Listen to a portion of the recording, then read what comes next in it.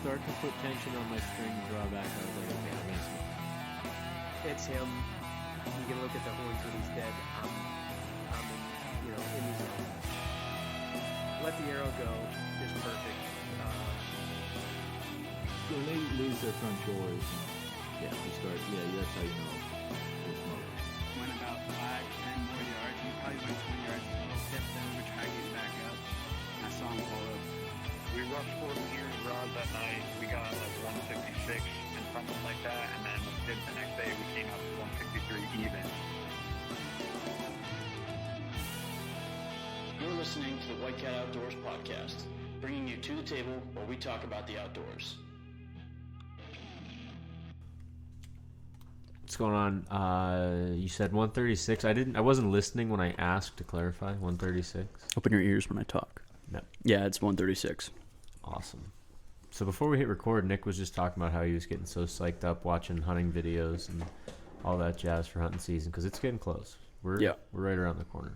And since Nick's all excited about hunting videos, that's what we're going to talk about tonight. Well, that was a good lead in, right? Actually. That was it? It was all you. I didn't even plan it, though. Yeah, but it just worked out. Just that good. Yeah. Yeah, I just want to talk a little bit about, filming. I'm not a pro by any means, You were just saying before we started that everyone needs to listen to every single word you didn't say that. But take it all to heart. Anything anyone else says, they're an idiot. Yeah, didn't say that. I'd never say that about any of my tactics. But yeah, so basically I just wanted to cover a little bit, the setup I use, some of the stuff I've switched up over.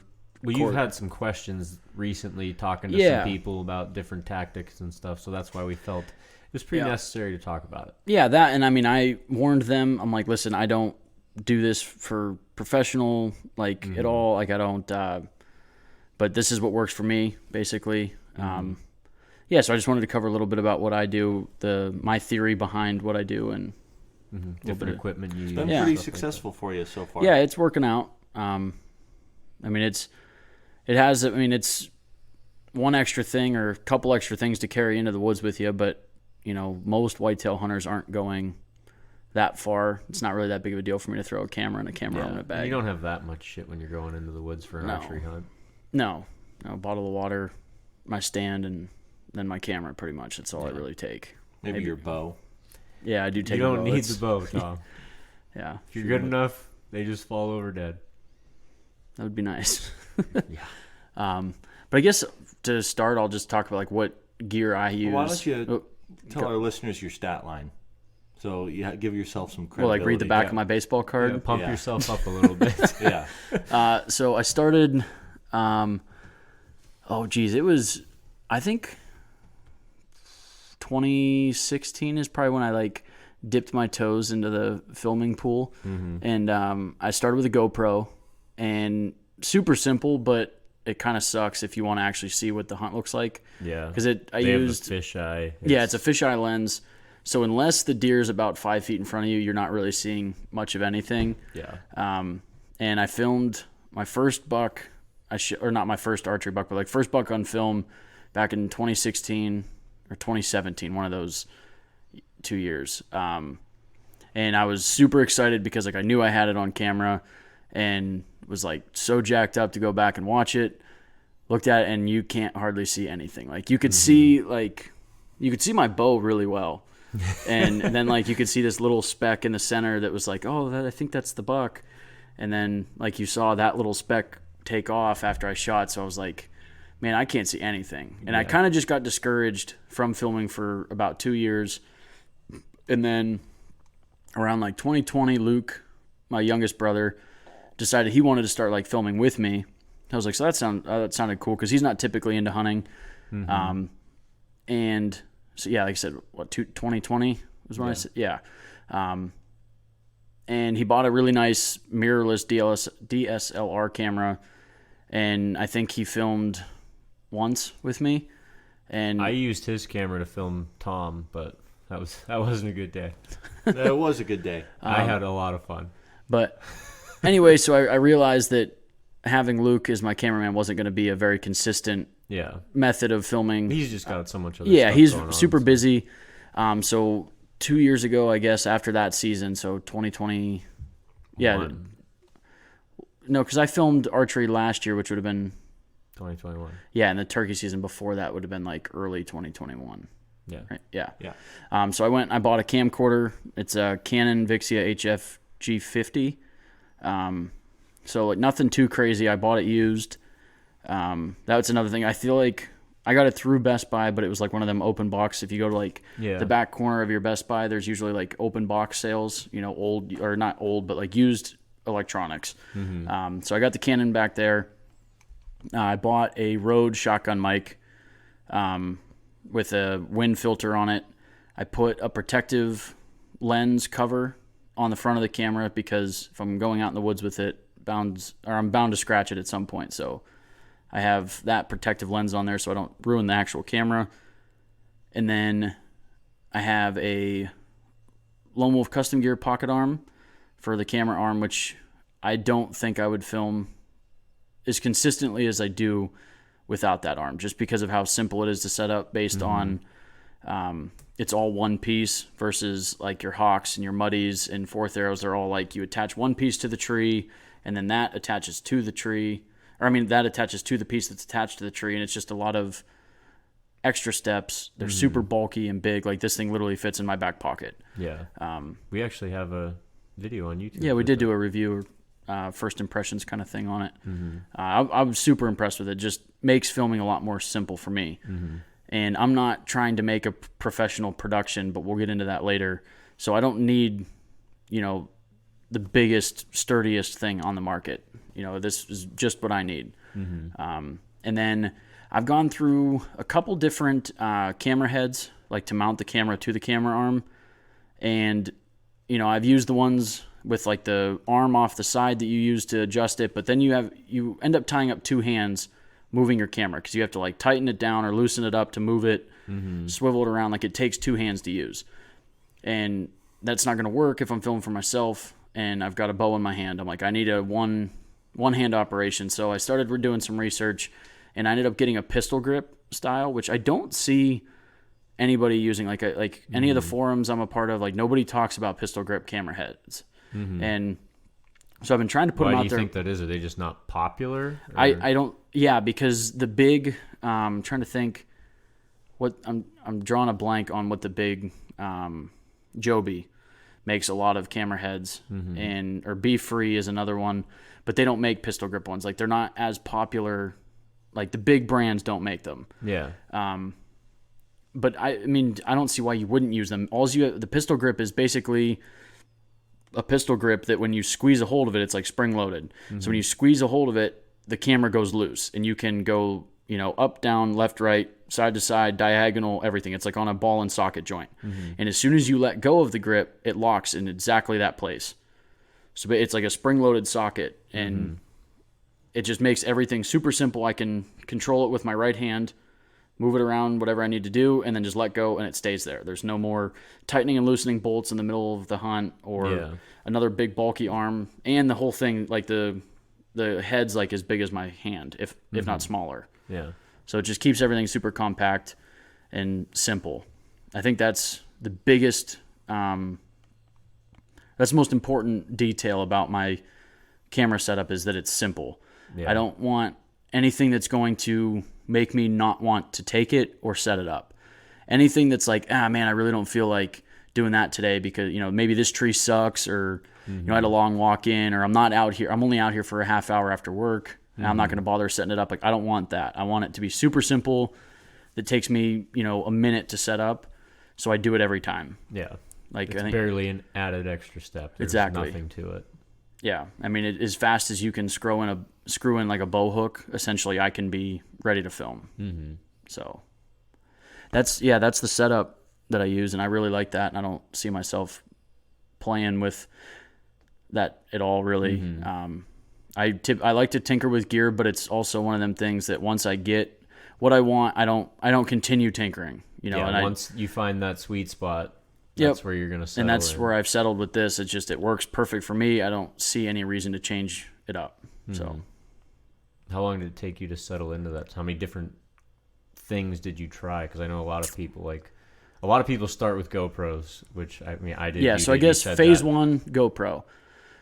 Phase 2 was cell phone and the pocket arm, and it's okay, but it's just I didn't like it. The zoom on your cameras, it's all digital, so it's Yeah. it gets grainy very quick. So depending on what your purpose is, if you're just trying to see where your shot placement is, maybe that's fine for you. But I didn't like having my cell phone way out there in the mount. So eventually, it probably was I don't know, maybe three or four revisions over the course of 2 years to get where I'm at now. Right on. And I don't see playing with it now. Yeah. I don't mean to interrupt, but you never finished your stat line. You kind of went off on a tangent. Oh, did I really? Yeah. Oh. Where did I leave off? I don't even think you really 2021 started. Well, no, you Oh, I talked did. about how you got your buck with the You're right. GoPro, and then how you kind of evolved, and then in 2021 you got ready for the Yeah. upcoming Yeah, season, you're and then right. you just went off with your setup for 2021, but you didn't tell how the filming of 2021 went. Oh, yeah, that's right. Leaks. So back to the baseball card.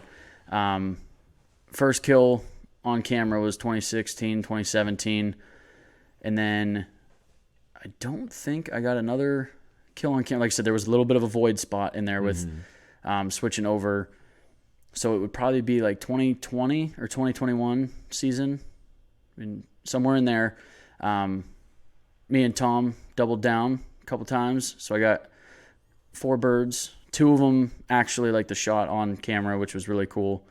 But like all 4 filmed hunts, just had to, the way everything went down, I could only get half of them. But, and then I got my doe on camera last year and Tom's buck on camera last year. So, and I can't say at this time that the camera has screwed up an opportunity yet. I say yet because I know eventually it probably will. Yeah. Well, that's like a horror story you hear about a lot of people that But are still dipping their toes into cameras when they start messing with it. It's like, oh, I would have had this deer if I wasn't trying to mess with the camera. But or I've do got some this. tips we'll get into that I think is the reason why I haven't had those issues. But does that suffice, Tom? Or are you looking for more? No, that's pretty good. Pretty good. What's your batting average? Up until last week, 1,000 softball. But yeah, so I guess we can go into like what I think keeps everything simple for me, and like I said, why I haven't had it. Keeping you successful. Yeah, while so you're doing it. the first thing is when I'm hunting, my first, the most important thing is the hunt itself. A lot of people, when they film, they put getting the animal on film first, and personally, I don't do that. For me, it just doesn't, it's not what I want. I'm out there to hunt. I'm out there to kill the buck that I want to, or the doe, or whatever's the intended hunt, and the film is second to me. So I don't put that pressure on myself, which I think some people work good under pressure, other people fold under pressure. So I don't want to put any extra pressure on myself when there's a buck in front of me. Second being is that I keep the camera zoomed out pretty far and picking where I think my shot opportunity is going to be, and that's where my camera gets set. So when I get up in my stand, camera always goes, and that's another thing, is having a system that it goes the same way every time you get up there. That's how I keep it fast and simple. Every time I get up in the tree, the camera goes on the right side. And that way my bow can be in my left hand, which it is probably 85 to 90% of the hunt. My bow's in my hand. So the camera's on the right. I visualize, where I'm set up, where I think my shot opportunity is going to take place. And a lot of the places I hunt are pretty thick, and I've only got a few windows anyway, so I pick where I think it's going to be and turn my camera on. I get the zoom set, so I get a wide, if I think it's going to be here, I want to be able to see on my camera, 15 yards each way, which is pretty easy to get like a 30-yard window, and still actually see what's going on. Yeah. So then I set the camera there and turn the camera off and leave it, and go about my hunt like I normally would. When I see an animal coming in, whether it's something I want to shoot or not, I always flip the camera on. It's Do usually you have a remote with it, or do you just I interact do. with the camera? I do, and so that's another thing. I may be not really switching anything up because it doesn't cost anything.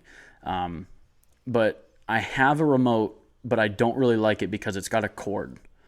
Like I'm tied to it. I used it in turkey season if I'm in a blind, because then it's kind of nice. Yeah. But apparently my camera, I'm new to this, but my camera has Wi-Fi. And I think there's an app that I already downloaded. I just haven't played with the camera yet. But then I can actually just have it on my phone. But I don't know if I'm going to like that either. So it's something I'm going to have to play with. with a little. To be honest, I do just like the buttons right on the camera. Because the camera's so close to me, I can reach over. It's literally one flip to turn it on and then pushing one button to record. Yeah, so it wouldn't be. I don't think an app on my phone is going to save me any time. It's probably going to hurt me, to be honest. Yeah. And there's always that's more technology that could fail me in the middle. Like if I'm worried about trying to get it set up and it's not connecting or whatever. Yeah. So I'm probably just going to stick to the buttons, but I do want to try it out and see what I think about it. But anyway, so I have the camera set up there. Anytime I hear movement that I think is probably like a deer or pretty much anything bigger than a squirrel, I'll turn my camera on. And then once I can locate what it is, whether it's a fox or a deer or anything, then I hit record. And then move in, videotape it if it's not something I'm interested in shooting. If it's a buck or a doe that's coming down the intended trail, I'll usually leave it right where it's at.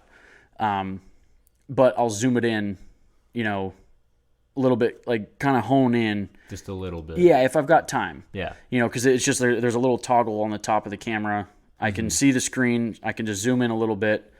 It really doesn't take a whole lot of movement. And then I just get set up and ready. Typically, I can almost bump the camera a little bit. So like if anything, I'll have it further left than I need it to be. So you can just kind of shove your hip into it. Yeah, it's not stiff, but like you can push it with your hip and it'll stay wherever you stop. So a lot of times, like it's tough to explain like just with audio, but basically I'll put it a little bit left of perfect, essentially. And that way, if it is perfect, like I still have it in the right half of the screen. Yeah. And then if I need to, I can move it, just by leaning into it just a hair and pushing it over. Yeah. And it works fine for me. But the biggest thing is I'm more concerned about killing the animal than I am getting it on film. Yeah. That's even so. I guess to give a little story on that whole scenario, last year, opening day, I had a pretty good buck that was showing up on camera pretty regularly. And I went in opening morning, didn't really like expect to be right on top of him or anything, but like knew that was where I was seeing him on camera. Got in, he came out of the swamp at probably 70 yards, and I audibly on camera was like, holy shit, like this is not happening right now. Yeah. And the doe he was with literally came right in at like 25 yards, and I remember telling myself, screw this camera, like we're gonna make this happen. It was recording, but I was like, I don't care. I want to shoot this deer. Yeah. But because I had that camera set up, just in where I thought the intended shot was going to be, even though the buck never came through for that intended shot, I still had him on camera. It was a small clip. Without even trying. Without ever moving the camera or anything, just having it in that general vicinity, I had him coming across the top of the screen. So for me, that's all I want.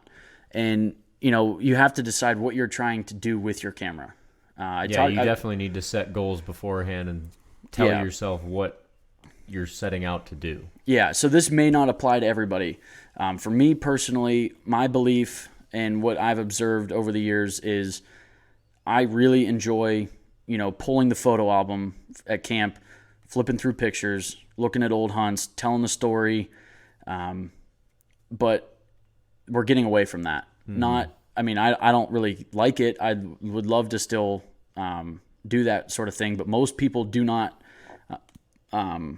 print off pictures. Yeah, print pictures. I was going to say develop, but we're past that. Yeah, we don't develop film anymore, Nick. Anyway. This is in 1992. But anyway, so like people are getting away from it, and it's all just like cell phones. And I want something a little bit more than that. And I think Yeah, because people still do that. They'll pull, when you're sitting around at camp, people are always pulling up their phones, flipping through trail camera Yeah, pictures. but it's not and the same. Kill photo. Yeah, you're like right. if you have a whole album in front of you, like Mm-hmm. versus even if you put an album together on your phone, you're not looking at it the same as if you've got this hard copy in front of you. There's a little pen in the bottom that says, South Dakota 1983. Yeah. Like little stuff like that. And then sometimes there might be a little snippet of information on the back, or with any luck, the guy that's in the picture sitting at camp with you can tell the whole story. And I feel most camps, or most people in general, are getting away from printed off pictures. Yeah. And I think video is going to slowly move in. There's a lot of people that are interested in filming hunts, and I personally am not doing it for YouTube or the Outdoor Channel. Maybe someday if I get decent enough at editing, I'll put them up, but they're for me.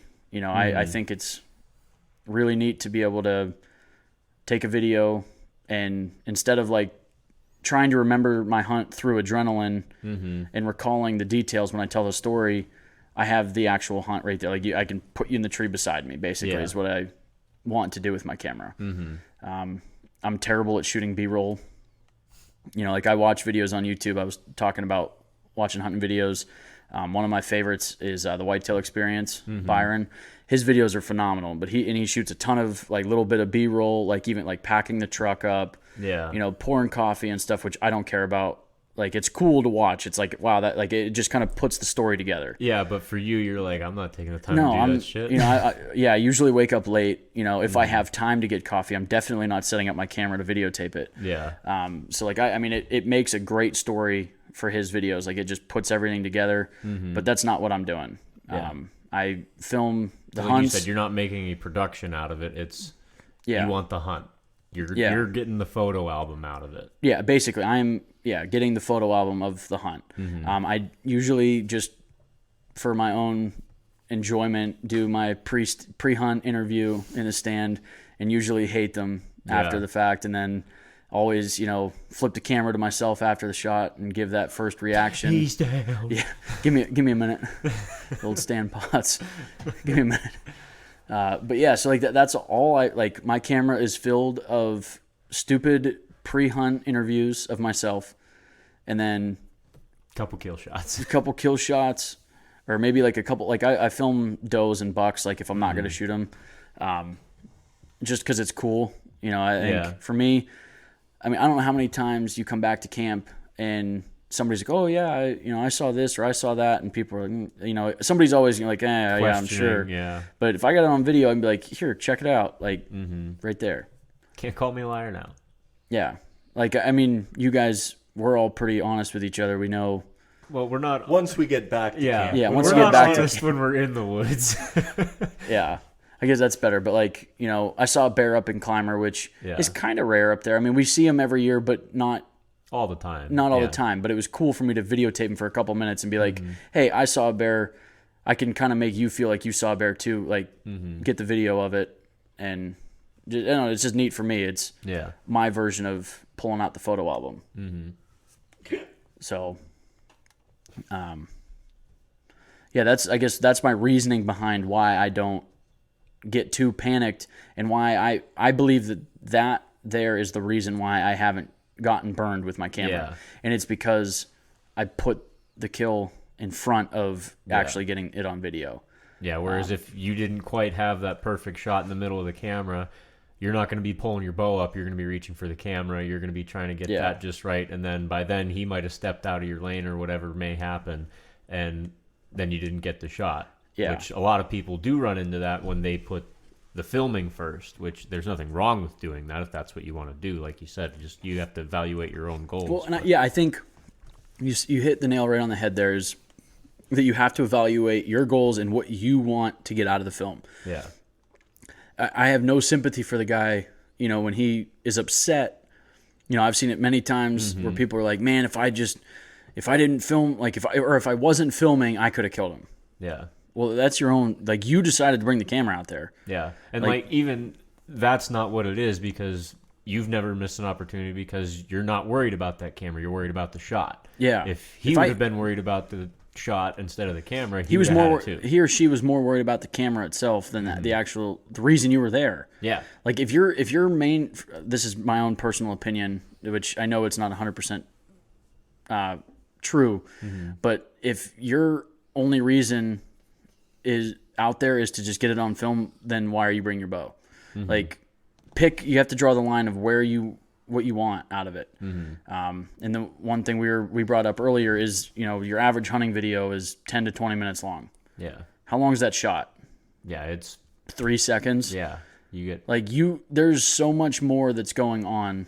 Most people, and myself included, I don't watch a video and then at the end be like, man, I wish you would have had a better shot on, like better footage view of the arrow shot. entering or whatever. Like, no, yeah. I like everything leading up to it and the after, like, Yeah, and then after you get up to the deer, you can take a bunch of video with the deer, sitting with the Yeah. deer, telling the story and all watching that, like, the rat come out of the weeds, like that kind of stuff is really cool. Yeah. But I could care less if, a the lot of like, actual shot is yeah, I've watched plenty of videos where it's like you get at first you see the buck way in the distance, then all of a sudden the camera stops moving, buck leaves the frame, and then all you hear is like the cam's rolling back, and then whack. And That's never, good enough. Yeah, never that's- once have I been like, man, I wish I That would have seen a sucks. shot. Like, no, I saw the buck.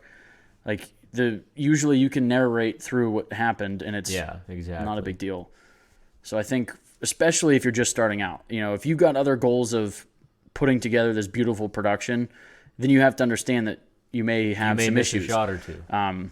But if you're just getting started to see if you like filming, I highly recommend putting the hunt in front of the film and just shoot a wider angle of Yeah. what you're hunting. You'll be frustrated a lot less doing it Cameras, that way. it doesn't stress me out at all Yeah. because I could obviously I want to get it on film, but I train my brain to think I could care less if I get it on film. Like I do not let any anxiety or pressure build up Yeah. about the camera because it's just part of, it's like throwing my grunt tube around my neck. It's just there. hooking up the camera, it's there, and that's it. I've heard of guys getting jitters when the camera's rolling, but we've seemed to fix that with you, Tom. Yeah, Yes, we have yeah, He's definitely. redeemed himself. A couple times now. 3 times. Yeah, gotten the job done. I guess maybe it was just me filming that got you all amped up.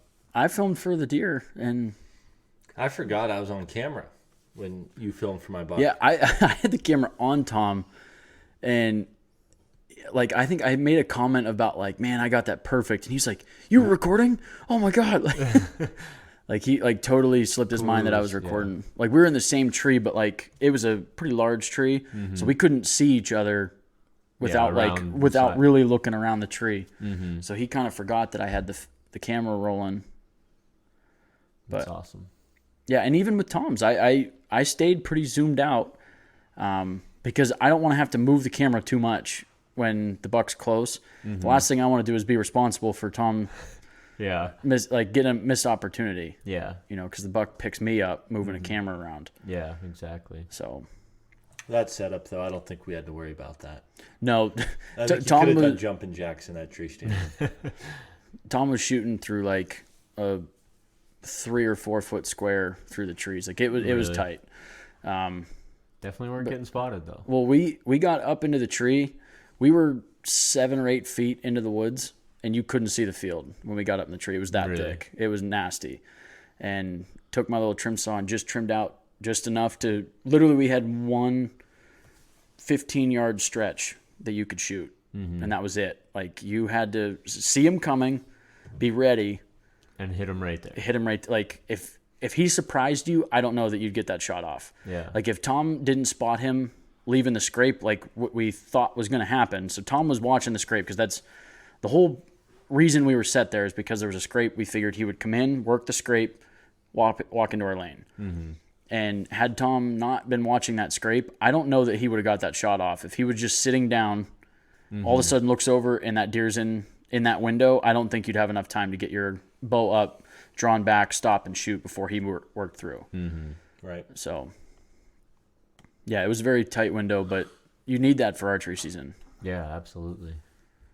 So, Right on. Before we wrap things up, we're going to bring back an old segment I like to call Write It in Pen. Oh man, it's been a while since we've written It has been a anything in while. pen. So I'm kind of throwing you on the spot here, Nick, but kind of. Yeah, well, yeah, a little We bit. like surprises on the podcast. Yeah, they're fun. Kind of like it. Anyway, so for the new guy just getting into self-filming, what would you tell him? What should he write in pen? Well, I think as a general, like I got 2 points. One on the setup. He's saying, "Oh, I didn't give him enough time," and now he's like, "Well, now I got 2." Now I got so much to say. No, I got 2 things. One is going to be on your camera setup, and one is on the philosophy of what you're doing. So first off, your camera setup. I am a firm believer in it is the most important thing about your camera setup is it needs to be something that is not a hassle. It needs to be something that you are willing to set up every single time. If there's any ill feelings about your setup that are going to cause you to not put it up or not bring it in less than ideal conditions, change it. Mm-hmm. Get something together that you are willing to bring out every single time. That's my write it in pen for the equipment you're using. I don't care what it is. You buy whatever brand you want. You can message me and I can tell you, lay it out and give you links to what I use. You can ask for it in the comments. Yeah, you could definitely do that. But biggest thing is make it simple and something that you don't mind bringing out every single time. Philosophy-wise, remember that the reason you're out there hunting is because you like to hunt. And don't forget that. Like, the reason you're out there is because you like to have a good time, and that's what you enjoy doing. Don't let your camera ruin that for you. Yeah, if you're getting too stressed out trying to run a camera and it's taken away from the fun of the hunt, then it's defeating the purpose. Yeah, I hunt because I love to, and it is one of the things that brings joy to my life. And like almost why make that stressful? Yeah, that one thing that you love more than anything. Yeah, if this camera is ruining that for you, put it away until it can be something that is enhancing the process. And then that's what it is for me.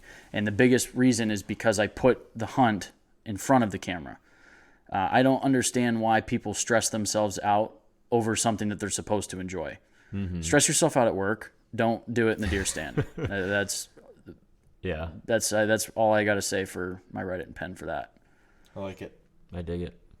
So I guess with that, I'm interested to hear from anybody that's either filming for a while and can give me some pointers, or if you're new and want some pointers from a guy that doesn't know what he's doing, go for it. Message me. But no, I mean, I'll give you all the information that I have available to me and explain what works for me. But I encourage everybody to give it a try if it's something that interests you. But if it doesn't, that's okay, as long as you guys are all still getting outside.